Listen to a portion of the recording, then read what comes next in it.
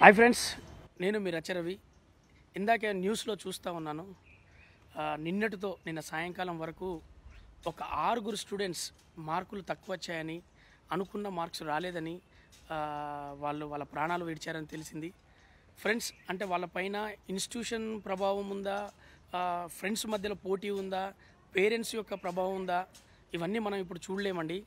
దయచేసి ఇప్పుడు మార్క్స్ వచ్చే టైం, మన పిల్లల్లో ధైర్యాన్ని, నమ్మకాన్ని, ఒక హోప్ను నింపండి.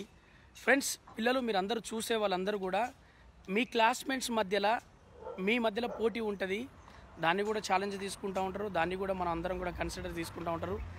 దయచేసి మీ ఫ్రెండ్స్లో ఎవరైనా సెన్సిటివ్ ఉంటే వాళ్ళకు టచ్లోకి వెళ్ళండి, ధైర్యాన్ని నింపండి.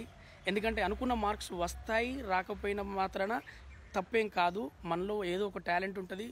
మనం బ్రతికి తల్లిదండ్రులను ఆనందపరిచి వాళ్ళకు మంచి పేరు వచ్చేలాగా ఎన్నో మార్గాలు ఉంటాయి. చదువు అనేది మెయిన్ ఇంపార్టెంటే, కానీ చదువే మెయిన్ కాకుండా మనకు 64 కళల్లో ఏదో ఒకటి, మనలో ఏదో ఒక టాలెంట్ ఉంటుంది. దయచేసి దాన్ని కాన్సన్ట్రేషన్ చేసుకొని తల్లిదండ్రులను ఒప్పించి మనం సాధిద్దాం.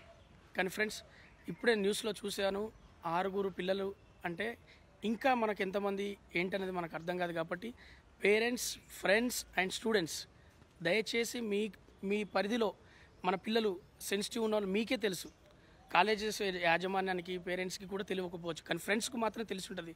నా ఫ్రెండ్ సెన్సిటివ్, నా ఫ్రెండ్ బాధపడుతుంటాడు, వాడి పోటీ ఎక్కువ అని.